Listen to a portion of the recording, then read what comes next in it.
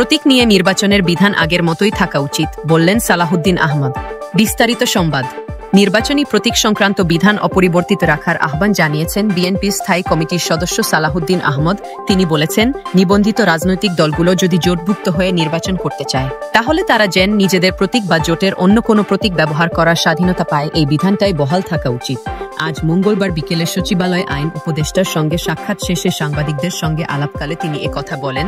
সালাহুদ্দিন আহমদ বলেন, সম্প্রতি গণপ্রতিনিধিত্ব আদেশের আরপিও 20 ধারার এক উপধারায় সংশোধন এনে বলা হয়েছে, যদি কোনো রাজনৈতিক দল জোটভুক্ত হয় তবে সেই নিবন্ধিত দল নিজস্ব প্রতীকেই নির্বাচন করতে বাধ্য থাকবে। আগে এ বিধানে দলগুলোকে নিজস্ব প্রতীক বা জোটের প্রতীক দুটির মধ্যে যে কোনোটি বেছে নেওয়ার স্বাধীনতা দেওয়া ছিল, সালাহুদ্দিন আহমদ জানান।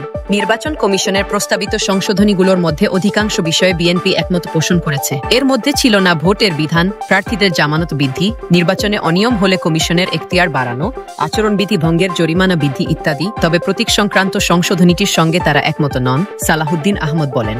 এ বিষয়ে আগেই নির্বাচন কমিশনকে জানিয়েছেন। পাশাপাশি আইন মন্ত্রণালয় খসড়া পাঠানোর পর তিনি অনানুষ্ঠানিকভাবে আইন উপদেষ্টার সঙ্গে আলোচনা করেন। তখন উপদেষ্টা বলেছিলেন, বিষয়টি সরকারের নজরে আনবেন এবং সংশ্লিষ্ট উপদেষ্টাদের সঙ্গে আলোচনা করবেন। প্রয়োজনে নির্বাচন কমিশনের সঙ্গেও আলোচনা করে দেখবেন, এতে একটি বিহিত হবে বলে তিনি আশ্বস্ত করেছিলেন। পরে বিষয়টি উপদেষ্টা পরিষদের বৈঠকে আলোচনা হলেও ওই সংশোধনী অপরিবর্তিত থেকেছে জানিয়ে এই বিএনপি নেতা বলেন, তাই আজ তিনি দলের পক্ষ থেকে লিখিতভাবে আইন উপদেষ্টার কাছে আবেদনপত্র জমা দিয়েছেন।